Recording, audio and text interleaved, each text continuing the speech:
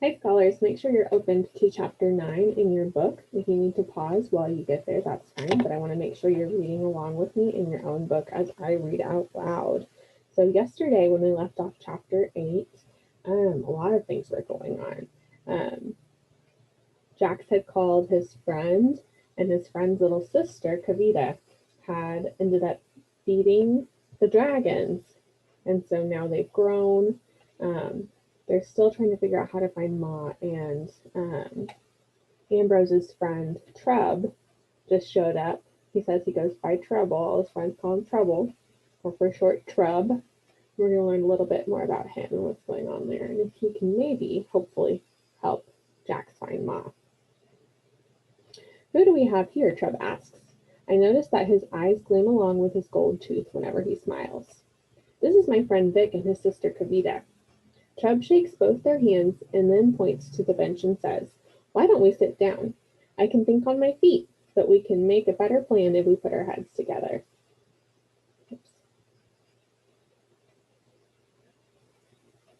I sit down first. Trub sits on one side of me and Vic sits on the other. Kavita holds Ma's purse on her lap and then sits at the far end of the bench.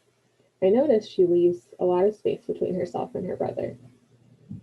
So, Trub says as he rubs his hands together, what can I do for you, Jax?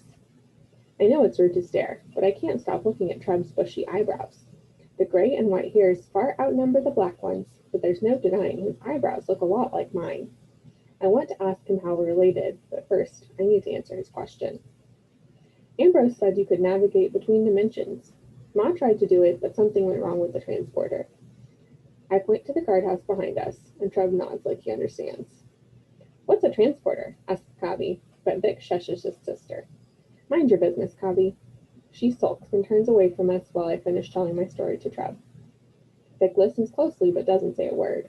When I reach the end, Trub strokes his bushy beard and thinks for a moment. So there are two things we have to do: deliver the dragons and find Ma. Which one do you want to do first? Find Ma, I say without hesitation.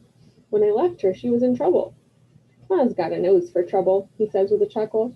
That's how she found me. Of course, there are different kinds of trouble. What's Ma up against this time? A dinosaur, I think.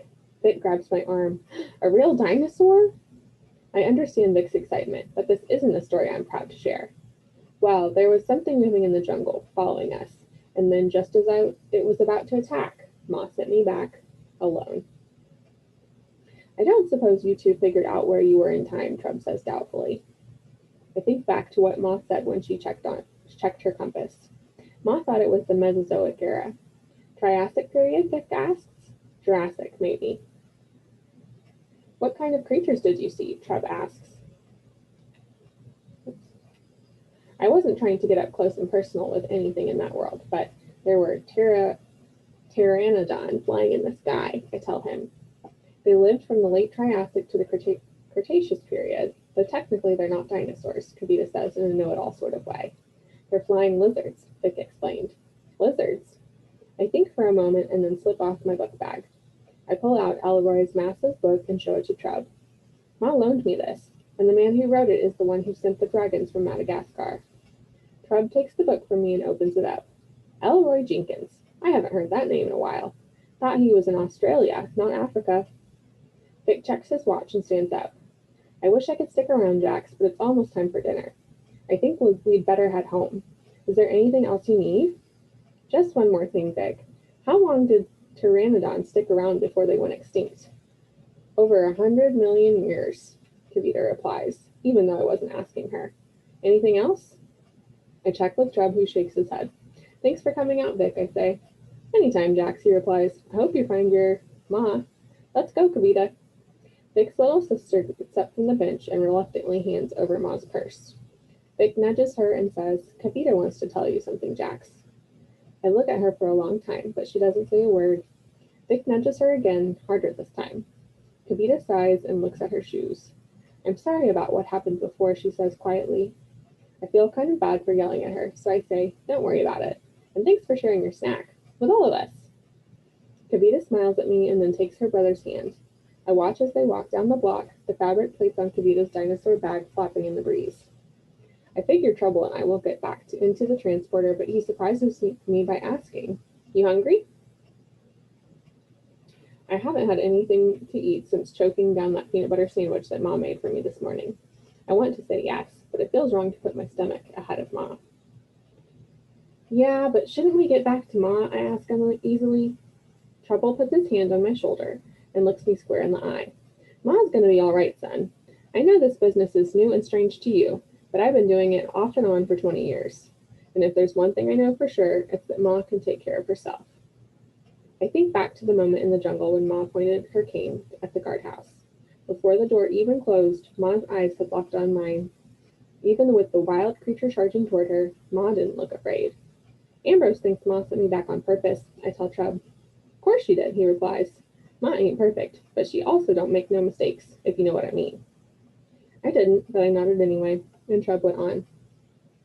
Could be she sent you back for a reason. Maybe to meet me, Trub laughs, and his gold tooth catches the sun, which is finally starting to come out. One thing I know for sure is we can't work on an empty stomach. Let's grab a burger to go, Trouble says. We can even eat on the way if you like. I imagine myself trying to eat while swooping and swerving inside the transporter. Then I picture myself puking all over Trub in the cramped guardhouse. Maybe we should eat first, I suggest. Trub nods and steers me up the block with his hands on my shoulder. Mama doesn't usually let me eat fast food, but there's a burger joint right across the street, and that's where we're heading. I walk alongside Trub, wanting to ask a dozen questions, but not knowing where to start. Ambrose says we're related, I say shyly, as we wait for the light to change.